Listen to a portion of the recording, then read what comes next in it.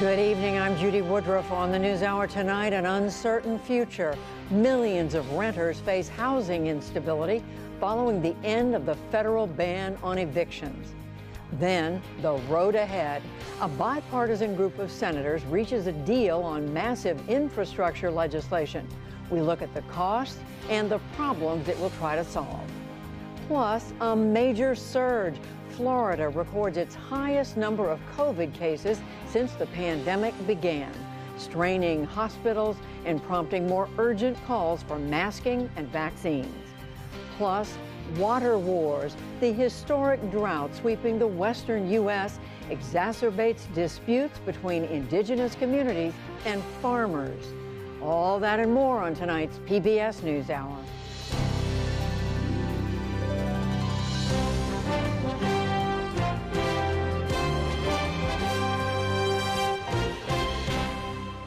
Major funding for the PBS NewsHour has been provided by... Before we talk about your investments, what's new? Well, Audrey's expecting. Twins. Grandparents. We want to put money aside for them, so change in plans. All right, let's see what we can adjust. We'd be closer to the twins. Change in plans. Okay. Mom, are you painting again? You could sell these. Let me guess. Change in plans? At Fidelity, a change in plans is always part of the plan. Consumer Cellular, Johnson & Johnson, BNSF Railway, financial services firm Raymond James, the William and Flora Hewlett Foundation, for more than 50 years advancing ideas and supporting institutions to promote a better world at hewlett.org. The Chan Zuckerberg Initiative, working to build a more healthy, just, and inclusive future for everyone at czi.org.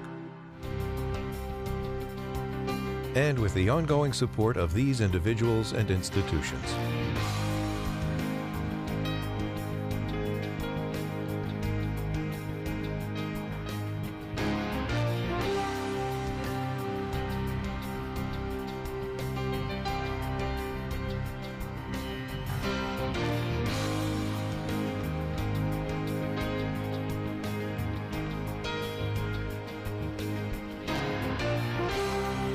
This program was made possible by the Corporation for Public Broadcasting and by contributions to your PBS station from viewers like you.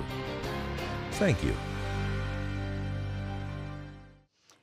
We have two lead stories out of Washington tonight. First, the country is on the verge of a massive wave of housing instability after the federal ban on rental evictions expired over the weekend. Congress failed to extend a moratorium, and President Biden declined to do so in the face of a court order. Today, Gene Sperling, who is the White House coordinator of pandemic recovery funds, said the president's hands are tied after a Supreme Court ruling in June made it clear that another extension by presidential order would not stand. The wording in the Supreme Court opinion was fairly, clear.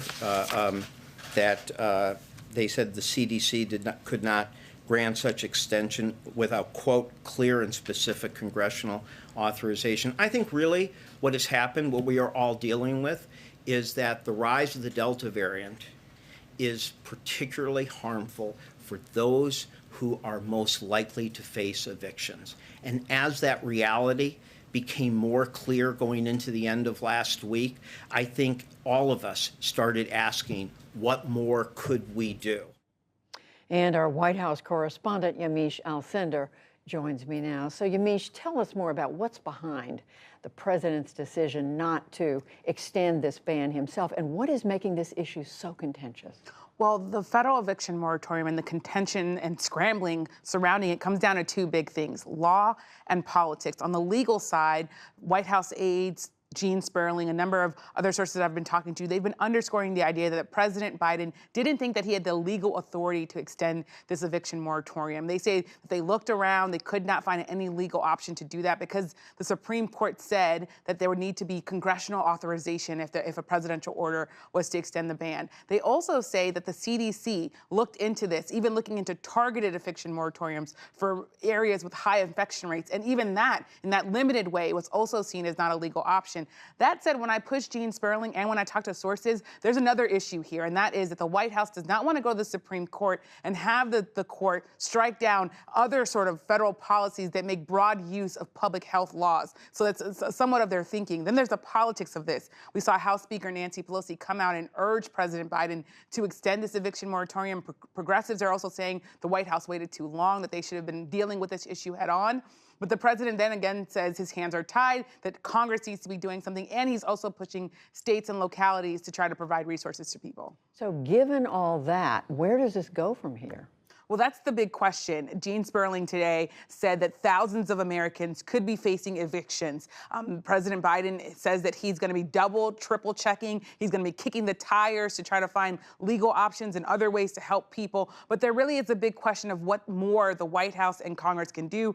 The White House is really putting it in the hands of Congress and local authorities. But that is where some people feel as though the White House is scapegoating, shifting the blame here, shifting responsibility. The White House, though, is underscoring they're doing all that they can. All right, Yamiche Alcindor on this fast-moving story. Yeah. Thank you very much. Thanks.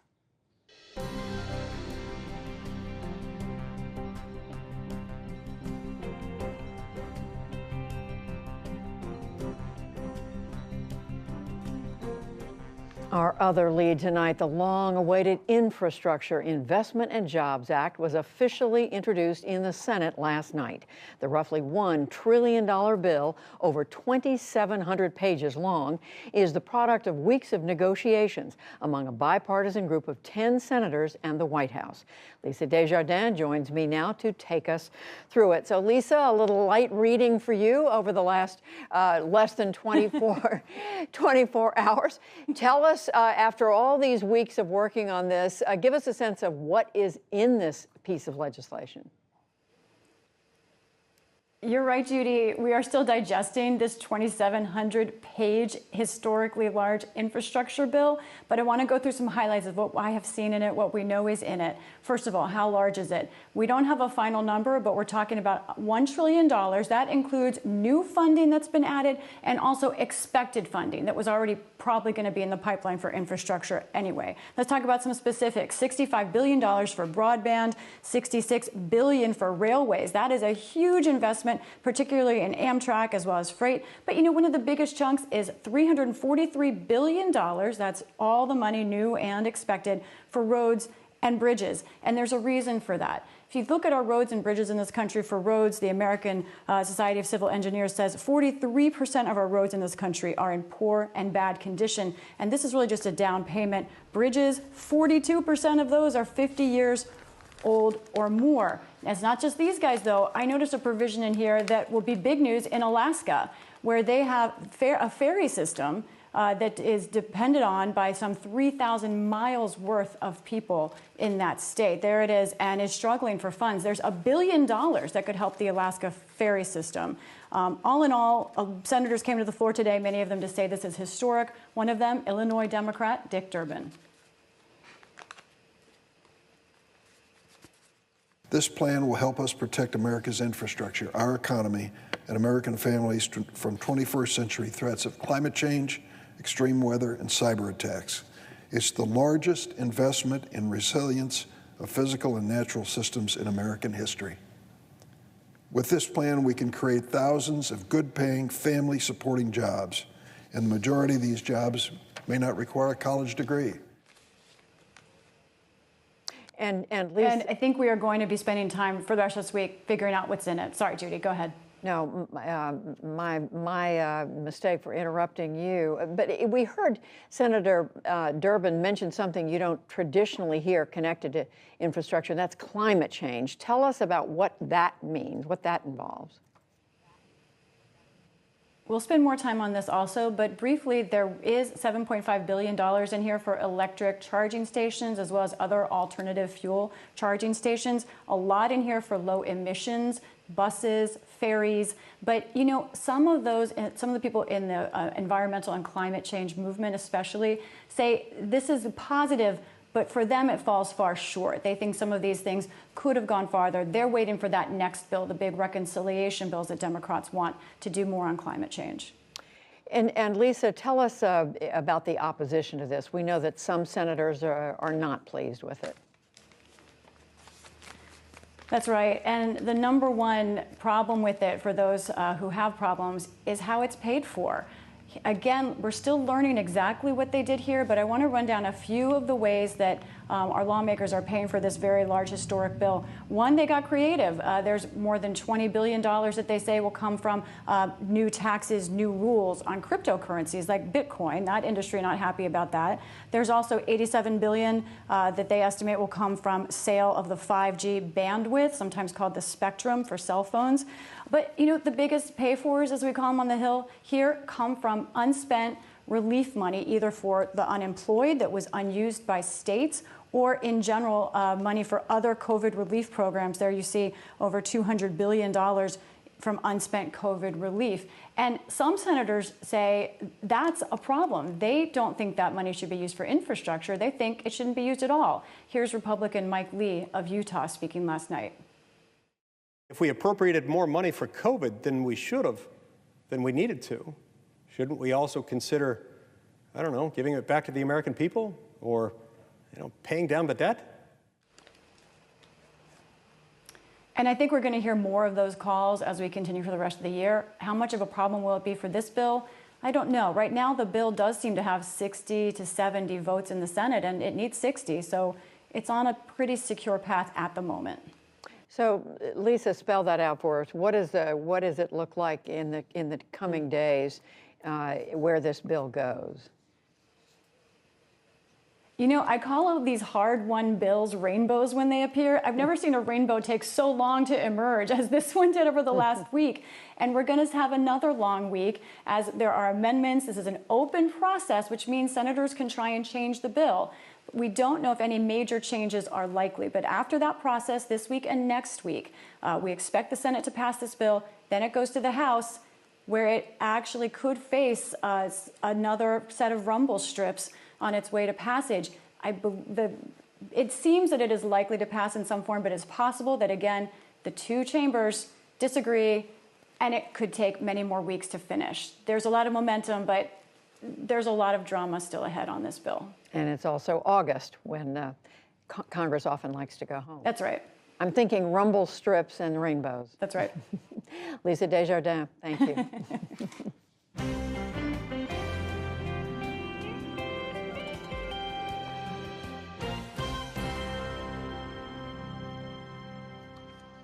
In the day's other news, federal health officials said average daily vaccinations for COVID-19 jumped 70% last week.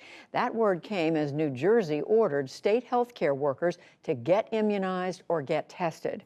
New York City did the same for transit workers, but Governor Andrew Cuomo stopped short of a mandate in New York State for the general public. That would require a law passed by the legislature, and it's going to be what the legislature's appetite is to wade into that situation. That would be a law.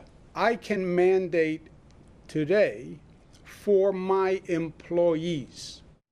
The city of Denver also ordered vaccinations today for city employees and private sector workers in high-risk settings.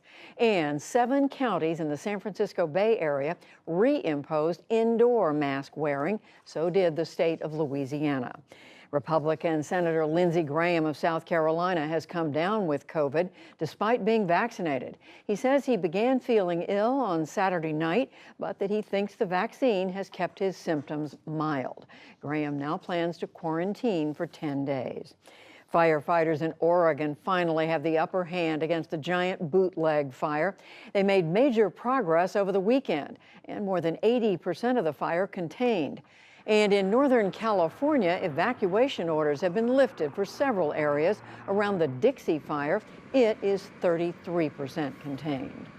A heat wave across southeastern Europe is also fueling wildfires. The worst fires are in Turkey, including one that burned through the resort town of Marmaris.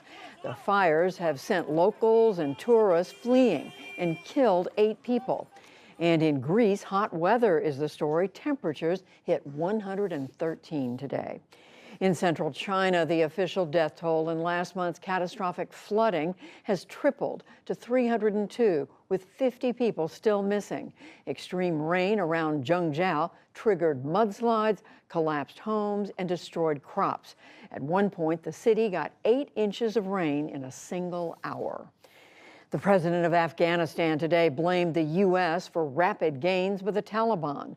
The group's fighters closed in on the capitals of Kandahar, Helmand, and Herat provinces over the weekend. In Kabul today, Ashraf Ghani told Parliament that President Biden's decision to pull U.S. troops triggered the onslaught. The situation we are facing is due to the sudden withdrawal. I told the American president that I respect your decision because it was his decision, but I knew that this decision will have some consequences, and the crisis management will be put on Afghans. Meanwhile, the U.S. State Department says thousands more Afghans may be eligible for resettlement in the U.S. They include employees of news organizations, aid agencies, and other groups. We'll get the details later in the program. Back in this country, police in New York are hunting for 2 gunmen who shot and wounded 10 people in Queens Saturday night. Investigators say the shooters appeared to target members of a rival gang. They got away on mopeds driven by 2 other men.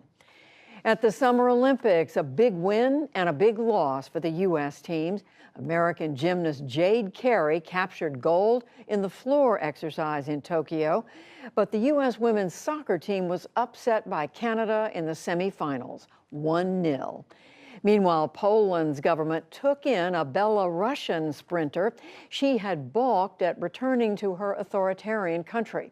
We'll return to the Olympics later in the program. And on Wall Street, a day of choppy trading. The Dow Jones Industrial Average lost 97 points to close at 34,838. The Nasdaq rose 8 points. The S&P 500 slipped 8. Still to come on the NewsHour, the Taliban insurgency making gains ahead of the U.S. troop withdrawal from Afghanistan. Historic drought exacerbates disputes between indigenous communities and farmers. Triumph, heartbreak, and the pursuit of gold. We get the latest twist from the Tokyo Olympics and much more.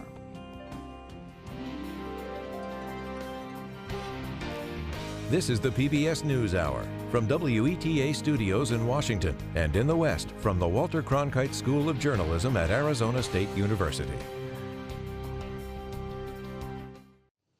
Florida is experiencing one of the worst COVID outbreaks in the country at the moment. Over the weekend, the state reported more than 21,000 cases in a single day, its highest one-day total since the start of the pandemic. And a quarter of the nation's hospitalized COVID patients are in Florida.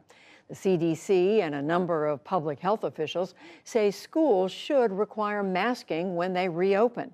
The Miami-Dade School District is considering requiring students and staff to do so.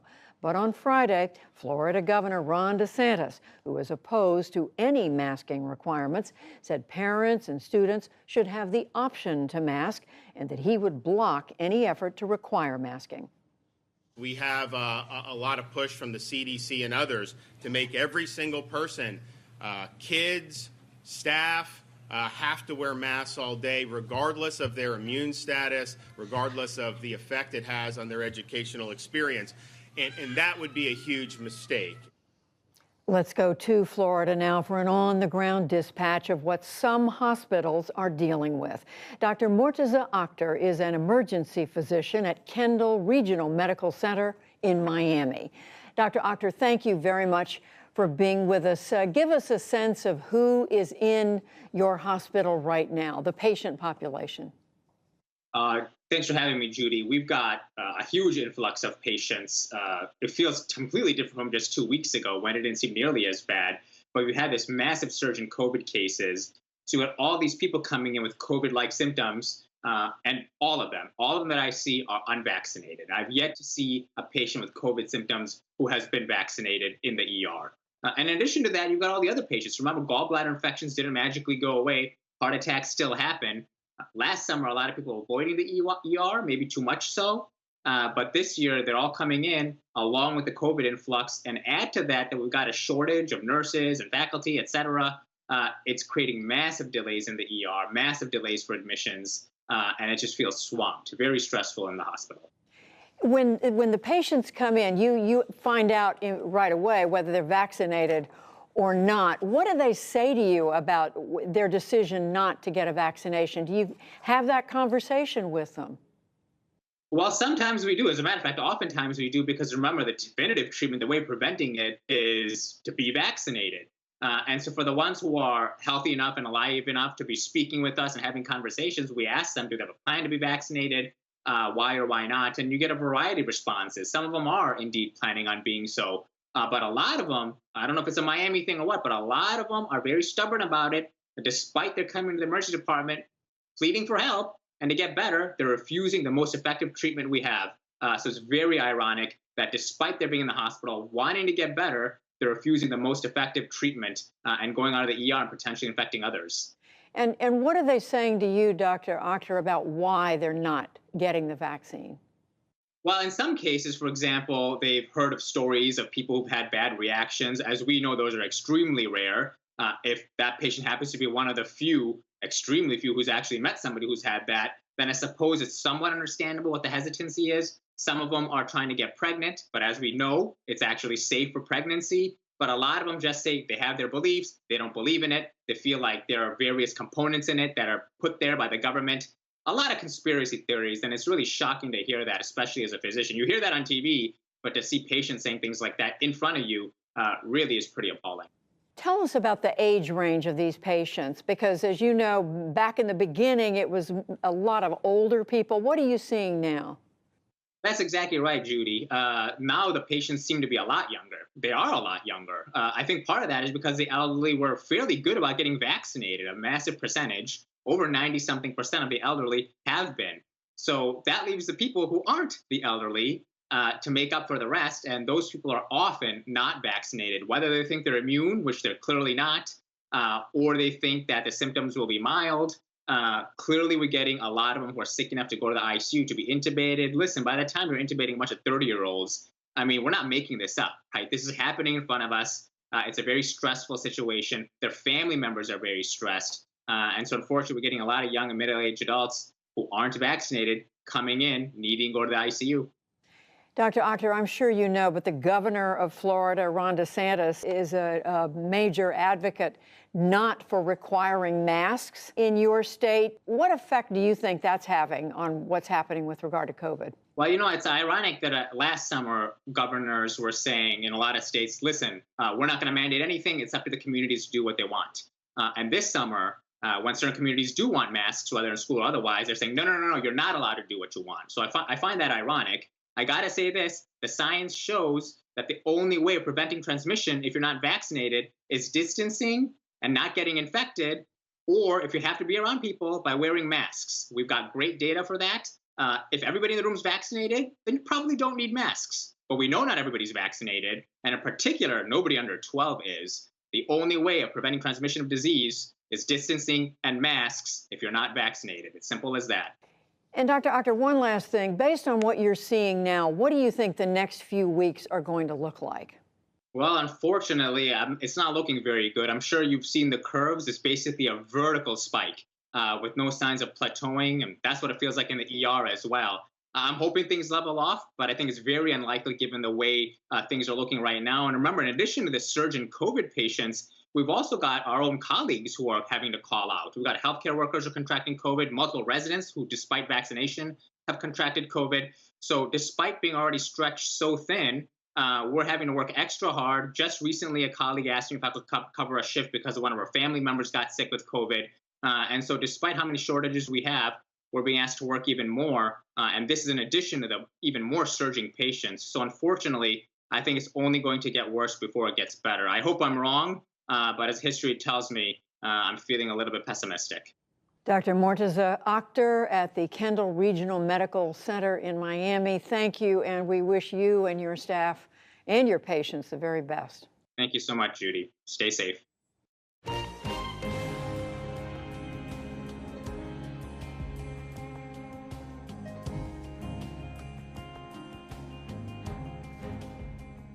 The situation in Afghanistan gets worse by the day as the U.S. completely withdraws troops by the end of the month. John Yang has our report. Judy, the Taliban surge is threatening major urban centers across the country. Meantime, the sense of panic is growing as more Afghans were granted permission to resettle in the United States. Our own Jane Ferguson is here to bring us up to date on this fast-evolving situation. Jane, thanks so much for joining us. As we reported earlier in the program, the United States is expanding its refugee program. Who's eligible? Is there any sense that everyone who wants to get out, who feels threatened by the advance of the Taliban, is going to be able to get out? There is a sense, John, that those who want to get out, who have worked with U.S. agencies or any agency sponsored by the U.S. government, now might have more of a chance of getting out. Now, timing is everything. What we're hearing now from the State Department is that those who have applied for SIV, the SIV program, and that's the interpreter, the military interpreter program, and who haven't been successful, perhaps haven't been eligible, didn't do enough service, that they may have another chance, that there may be a slight widening of the categories and of basically the requirements necessary to get them onto that program. On top of that, we're also hearing that those who have worked with U.S.-sponsored development projects, perhaps those who've worked with anything from USAID-sponsored programs, to those who have also worked with the U.S. media in Afghanistan may now qualify. They can at least apply for refugee status or for the ability to get a visa to the United States. And this is really in reaction to growing pressure to help people get out. So it's certainly going to be welcome news to people who want to get out. It's not clear yet whether or not the timing will be speedy enough. As you've mentioned, the Taliban advances across the country are deeply concerning. And those who are in cities, especially like Kabul, who I've spoken with, are extremely panicked that although these measures could help them get out of the country, they're not sure if they'll be able to get out fast enough.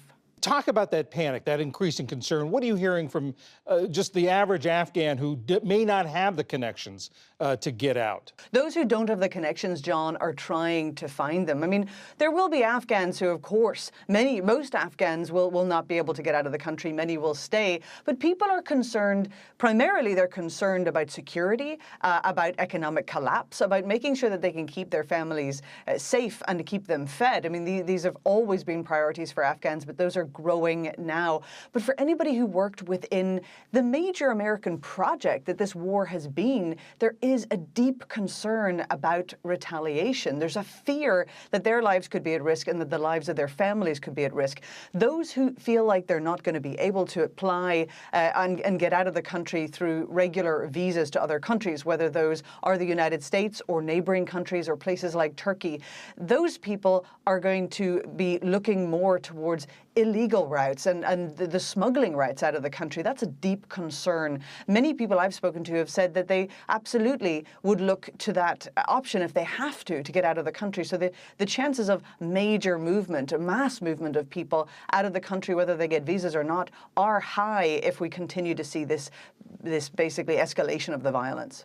Earlier today at a State Department briefing, Secretary of State Antony Blinken was asked about these increasing reports of attacks on Afghans by the Taliban, and here's what he had to say. The Taliban has repeatedly said that they seek in the future a number of things. International recognition, international support. They want their leaders to be able to travel freely around the world. They would like sanctions lifted on them. And none of those things are going to be possible if the Taliban seeks to take the country by force and commits the kind of atrocities that have been reported.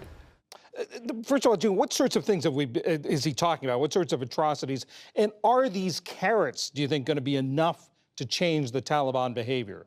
Those atrocities that he's referring to are a growing number of incidences that are going viral on social media, whereby the Taliban will take over an area and carry out retribution. There was one particularly famous incident last week. The Taliban actually even admitted and claimed responsibility for it, where they took a famous comedian, an Afghan comedian from Kandahar, who had been famous on TikTok, on social media. He was last seen taken away by Taliban fighters, where he was being slapped and abused, and he was then executed by those fighters. And the Taliban themselves claimed responsibility for that attack. And so there's a growing sense of fear that retribution could be quite wide. It's not clear whether or not the Afghan political leaders in places like Doha, who are trying to reassure people, even military interpreters telling them, don't worry, you will be safe.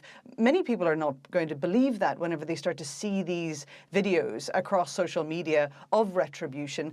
There has been a major talking point for months and even years, John. What would the Taliban behave like if they came back to power or if they started taking territory? There's a deep-seated fear right now of the worst-case scenario, whereby political leaders pay lip service to human rights, but in reality, the commanders on the ground are going door to door and will enact retribution against those they feel deserve it. Fears of the worst-case scenario. Special correspondent Jane Ferguson, thank you very much. Thank you, John.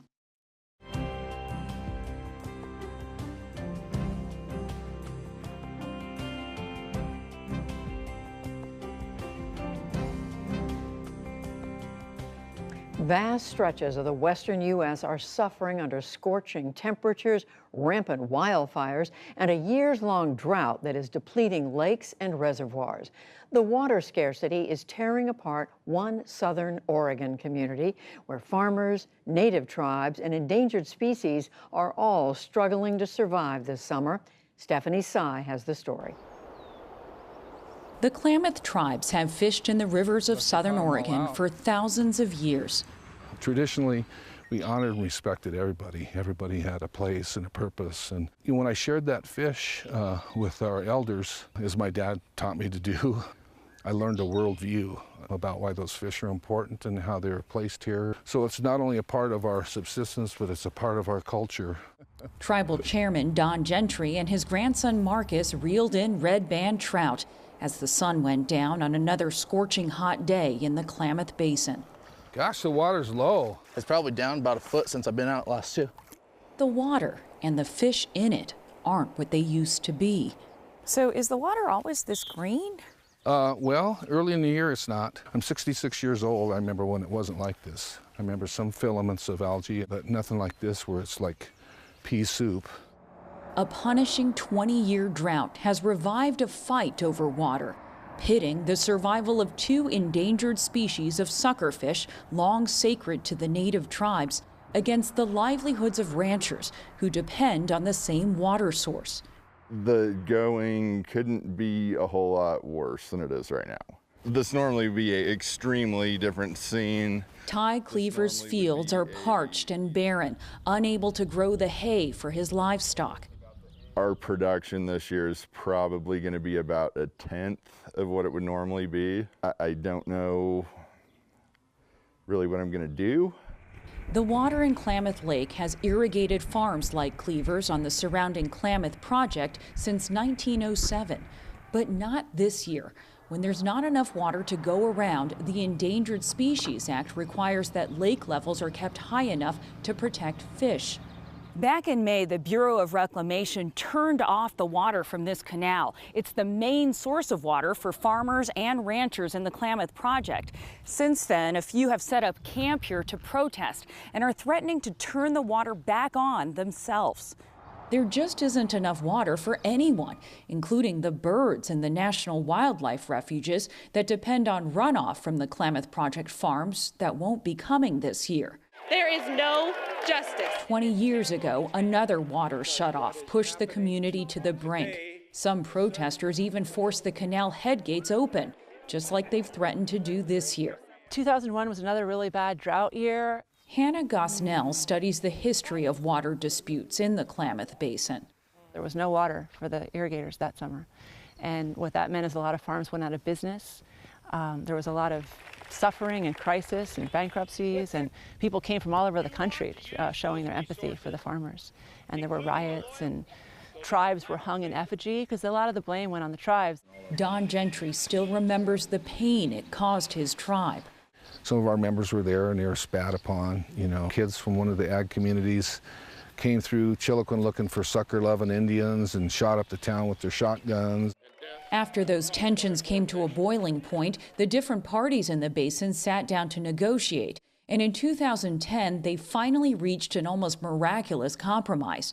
The Klamath Basin Restoration Agreement charted a path for water sharing and would have spent over $1 billion on ecological restoration projects and returning land to the native tribes. But Congress never funded the agreement. It fell apart, and since then, the sides have dug in their heels. I don't think there's room for a compromise. Our fish need the water that we have a right to. Those endangered suckerfish, called chwam and kaptu, are still dying in droves. Just 5 years ago, there were some 20,000 kaptu in Klamath Lake. Now only an estimated 3,400 remain. Fish have been prioritized for water in the basin for over 20 years now, and that has not led to one iota of recovery. It has 100% broken the legs of this community, though. Tribal Chairman Gentry knows that conserving water alone isn't enough to save the fish. He blames irrigated agriculture and government mismanagement of the basin for their habitat loss. They're an indicator species. If they're on the verge of extinction, it shows you something's seriously wrong. Let's go. Becky Hyde is a rancher in the Klamath Basin, but she agrees that the system needs fixing. Hyde insists ranchers like her have a role to play in restoring the watershed and making things right with the people who were here first. Becky, how are you? Hyde has a unique arrangement with the Klamath tribes. They own the easement on her property. They are the ones that come and monitor and say the river is getting narrower. They were absolutely here first, and there was tremendous historical damage done to Native people in this basin. It's a couple miles of compromise in a community where that often feels all but impossible. And Hyde knows her efforts are just a drop in the bucket when far bigger changes are needed to get the basin on a more sustainable path. Everybody is in a place of scarcity here. It all has to change. And what does that look like?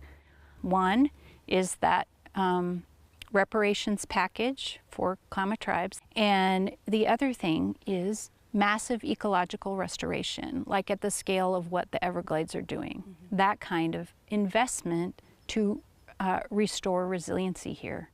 Hannah Gosnell says it's a story of broken promises, and not just to the tribes. You know, a lot of people have been calling for an apology to the tribes, and I think that's really important. But we also probably need to apologize to the irrigators for promising them that they would be able to irrigate in perpetuity. When those promises were made more than 100 years ago, there was simply more water in the Klamath Basin. Ty Cleaver is doing his best to stay afloat. He brews beer on his farm, a hobby turned business that, unlike ranching, doesn't depend on an unreliable supply of water.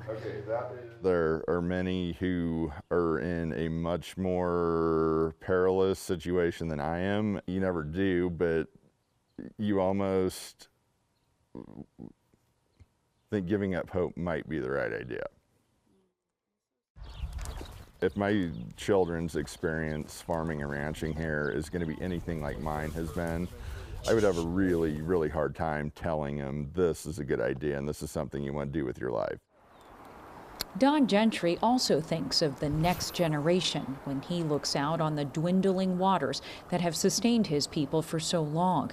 He remembers explaining to his grandson why they could no longer fish the endangered chwam and kaptu. He was just a little boy, and I just remember him looking up to me. He goes, "I can't wait till we can catch and eat those fish again." For the PBS NewsHour, I'm Stephanie Tsai in Klamath Falls, Oregon.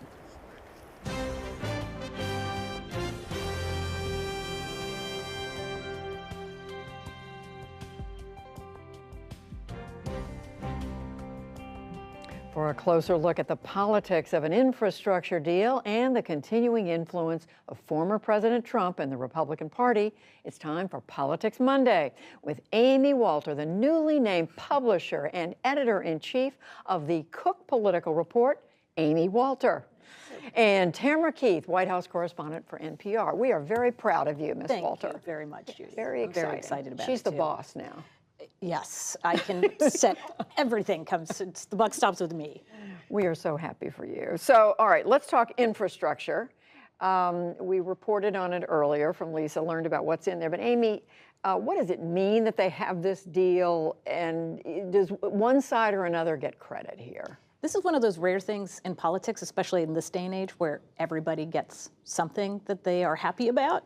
Infrastructure is one of those deals that everybody loves because no matter where you are on the ideological spectrum, because it's something you can go home and say to your constituents, look, I did something while I was in Washington. There's something tangible that I'm bringing back. Everybody who's in politics loves to talk about bringing home the bacon. So it is one of the easier vehicles for bipartisanship. The question, as you pointed out, the question next is what happens to the rest of the Democrats' agenda, specifically that $3.5 trillion sort of what we're calling soft infrastructure, more government spending on government programs, where that's where Democrats need to keep all 50 of their members and make sure that their votes in the House. And this is where I think we sometimes forget. We talk about the Senate a lot, 50-50 Senate.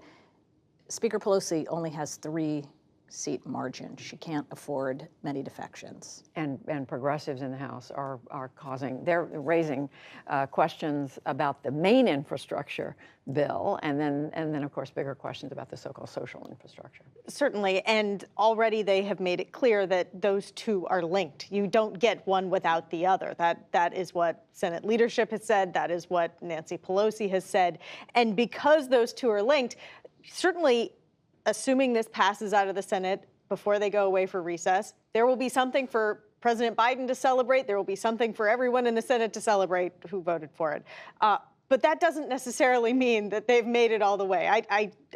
There could be a tortured sports analogy about goal lines and other lines, and this is the PBS NewsHour, so we're not going to do it. But they're not there. They're not at the end zone. That's the point. Yeah, but Amy, it's for President Biden, who talked about bipartisanship. There's a glimmer. There is a glimmer of bipartisanship, and again, this is the second time that, when he was candidate, Biden sort of made this bet. Right, that has actually paid off. A bet that was against conventional wisdom. The first bet was that Democratic primary voters would reward a longtime insider establishment who didn't want to shake up the system in the way that a Bernie Sanders or Elizabeth Warren did. That's who Democratic voters would pick as their nominee. Most of the Washington world said that's not going to happen. He wins.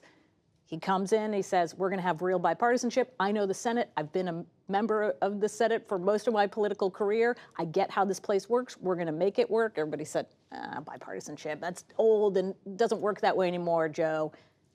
And it looks as if those two bets have paid off. And the big bet is going to come in November. Will he be able to say as well, and this bet I made on getting a big, more government spending package through, not only is it helping Democrats, but we're not also battling inflation, which is what Republicans would argue will happen. A very different kind of spending, or I should say fundraising, is what former President Trump has been able to do. Tam, just in the last year, he's raised $82 million. We're told he's got over, $1 million. I almost said $1 billion. I realize we're talking about different It's not an infrastructure plan. It's just political fundraising. But he's got $102 million in the bank right now. This is a former president. We don't even know whether he's going to run for re-election. What does that say? What does that say about his support? He is a former president. Most former presidents at this point would be raising money for their library or to, save the world or any number of things that former presidents do. Book deal, something like that. That's not what he's doing. The premise under which he is raising money is, one, to continue to contest the election that already happened, that is over, that he lost, and also to settle scores, to consolidate power behind himself, to once and for all say, this is the Trump party, the Republican Party is the Trump party. And he is raising money by, through the same outrage and, they're trying to hurt your favorite guy, Trump, kind of headlines in the fundraising emails. And it works, in part because a lot of people are on the continuing payment plan, continuing every month to send money, whether they opt in or not. They used to call it layaway, but that's right. Yeah, That's right. And he's taking full credit for it. And in a way, he can. The question, though, is what's he going to do with that money? He's endorsing candidates, but I don't see him writing big checks yet. That's the key question. So what is he going to do with Well, this? there we go. What is he going to do? One thing it's doing, certainly, is it's saying to other Republicans, be careful crossing me. I have $100 million. Now, normally, you would look at that bank account, and if I were on the other side, say, oh my gosh, that's $100 million that he can spend on the midterm elections and bankroll so many candidates. But we know, after watching the former president for all these years now, he doesn't like spending money on anybody but himself. So it's not, I don't think we're going to expect to see all of that $100 million go in to win back control of the House and the Senate. But I think your point, too, of we've never seen, it's not just a former president, a president who presided over the loss of the House and the Senate, he lost re-election, still able to raise that kind of money and have that kind of influence on his party is remarkable. Is there a way, Tam, in just a couple of minutes, to measure how much influence he still has? There have been a couple of special elections. There are more coming up in the next couple of days in Ohio. Are we going to learn anything more about his influence from this? The candidate he endorsed in the Texas special election ended up losing. Now, these special elections are sort of one-offs, and there's only so much you can draw from it. But there's another special election primary this week. It's a crowded field. And that would be another data point. The question comes at some point, if his candidates don't keep winning, does the emperor have no clothes? Can he raise a lot of money, but does he not have the influence? We have nowhere near enough data points to know whether he truly is as powerful as he seems. But, endorsements aside, there are basically no Republicans in Congress, or maybe there's two, who are willing to say anything to cross him, to contradict him. So in that way, he's in control. So we're talking about fear level. Yeah, no, and it certainly is. And you see it in the primaries. Even the candidates who haven't been endorsed by Donald Trump aren't out there running against him as much as they're trying to show, well, I may not have the Trump endorsement, but believe me, I'm still a Trump Republican. And so the influence is really going to be the kinds of people that come into Congress in 2023, right? It's not whether they have a D or an R after their name. It's much more about the temperament that they're going to bring, especially when we see how many people are retiring in the Senate. People like Rob Portman, Roy Blunt, who are sort of traditional establishment members, could be replaced by more Trumpian figures. And that changes sort of the possibility for more kind of bipartisan deals like the one that we're seeing right now. That Rob Portman is very key to negotiating right now. It's all connected. It's all, we're bringing it all back. Amy Walter, Tamara Keith, congratulations Thank again. you very much, Judy.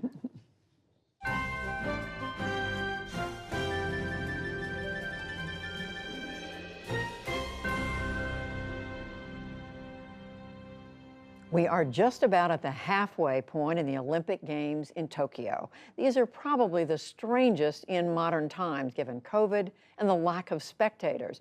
But there are amazing feats and records being broken every day. The past few days have been particularly compelling. Amna Navaz has our look. Judy, the past 72 hours have brought some smiles and tears of joy for these unusual times. Some of the highlights so far: Jade Carey's rebound to win the gold medal in the floor exercise in gymnastics. Simone Biles is expected to compete in the balance beam finals tomorrow. Big wins and multiple medals for swimmers Caleb Dressel and Katie Ledecky. But of course, there are some disappointments too. And that includes the U.S. women's soccer team losing its chance for a gold medal today to Canada. Christine Brennan is covering these games for USA Today. She joins me now from Tokyo. Christine, welcome back to the NewsHour. Always good to have you here. Let's talk about those swimmers. The U.S. leads in the total medal count, thanks in large part to those two people, Caleb Dressel and Katie Ledecky. Tell me about the significance of their performance. You know, Katie Ledecky, I'll start with her first, Amna, and I've covered her for a long time, and we remember her as the 15-year-old water bug winning in London, and then the dominant swimmer in Rio, just piling up all the gold medals. And this performance 5 years later, and here in Tokyo, I think is more impressive than any I've seen of hers. And she's 24 years old now. The competitors are coming on. The young kids are coming on quick. She added the 1,500 the first time the women were doing the 1,500, the mile. She added that, so that added to her schedule. And she just plowed through this, 2 golds, 2 silvers. I think it was more impressive than what I had seen from her before, in that in addition to, of course, winning 2 golds, handling the silver in the 400 meters, losing to the Australian Ariane Titmus with class, grace, dignity. I think Katie Ledecky comes out of these games as the star so far, and in terms of how she's handled herself both in the pool and out, just a true role model. And then Caleb Dressel, 5 gold medals. He did exactly what he wanted to do here. The pressure he talked about, so difficult. He wasn't eating, he wasn't sleeping, he was shaking. He says he lost 10 pounds, just how difficult it is, and yet he did it.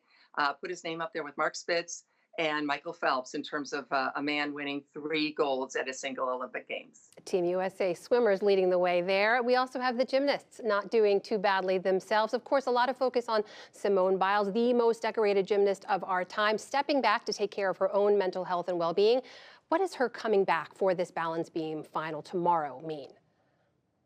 You know, this is going to be the most watched event of the Olympics, Amna, and I imagine that heart rates will be through the roof. The balance beam is difficult anyway. It's at 4 inches. It's up there several feet in the air. It's difficult just to stand on it for a mere mortal.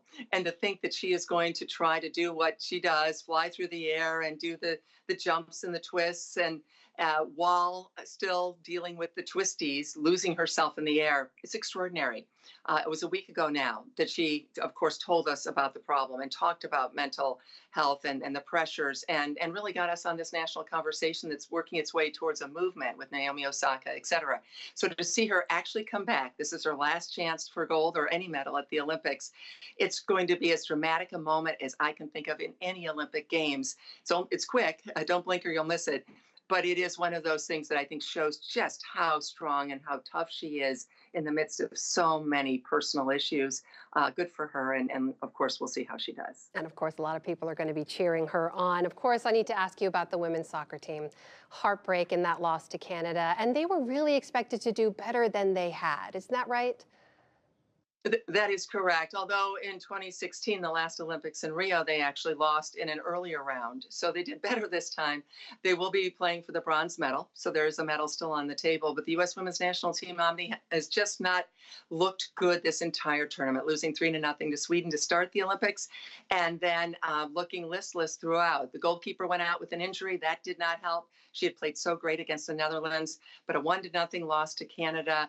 On the other hand, for Canada, they've been trying to get to this point for a long time. So good for them beating the United States. That is a great rivalry, but a difficult time for the U.S. with an older team. Some of those old players that we know so well, Megan Rapinoe and Carly Lloyd, you wonder if that might have been the last time we see them on the international stage. Christine, there's a great history at the Olympic Games of athletes using that global stage to deliver an important message. And we've had our first podium demonstration now. I know you wrote about this. This was U.S. shot putter Raven Saunders raising her arms in an X after winning a medal in her event. Tell us what was behind that.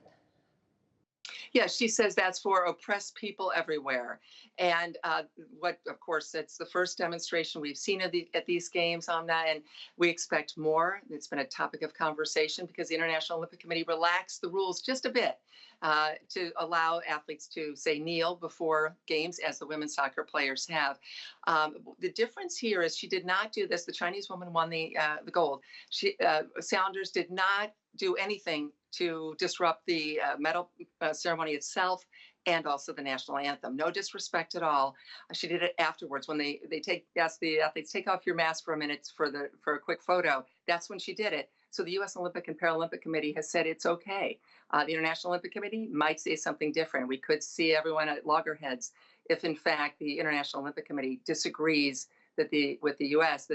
saying that it was okay what she did and she was not disrespectful. So we will see how that plays out in the next few hours. A lot of games behind us already and still a lot of competition ahead. That's Christine Brennan from USA Today joining us from Tokyo covering these Olympic Games. Christine, thank you so much for making the time. My pleasure, Amna. Thank you. And on the NewsHour Online, high-profile decisions by Black women like Simone Biles, Naomi Osaka, and Nicole Hannah-Jones have opened up conversations about advocating for one's mental health, as well as the difficult work conditions faced by Black women in many industries. Find what others who are grappling with these same issues say about what this moment means for them. That's on our website, pbs.org/newshour. And that's the NewsHour for tonight. I'm Judy Woodruff. Join us online and again here tomorrow evening. For all of us at the PBS NewsHour, thank you. Please stay safe, and we'll see you soon.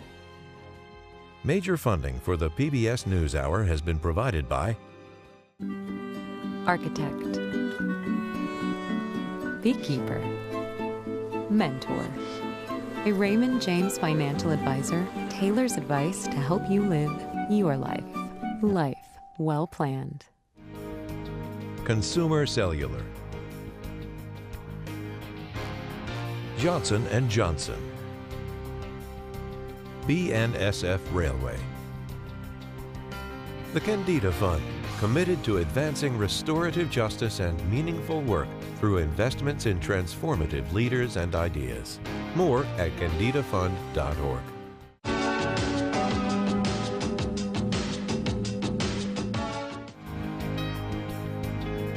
Supported by the John D. and Catherine T. MacArthur Foundation, committed to building a more just, verdant, and peaceful world.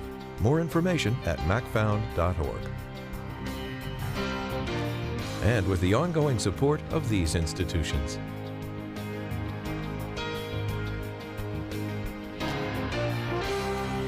This program was made possible by the Corporation for Public Broadcasting and by contributions to your PBS station from viewers like you. Thank you.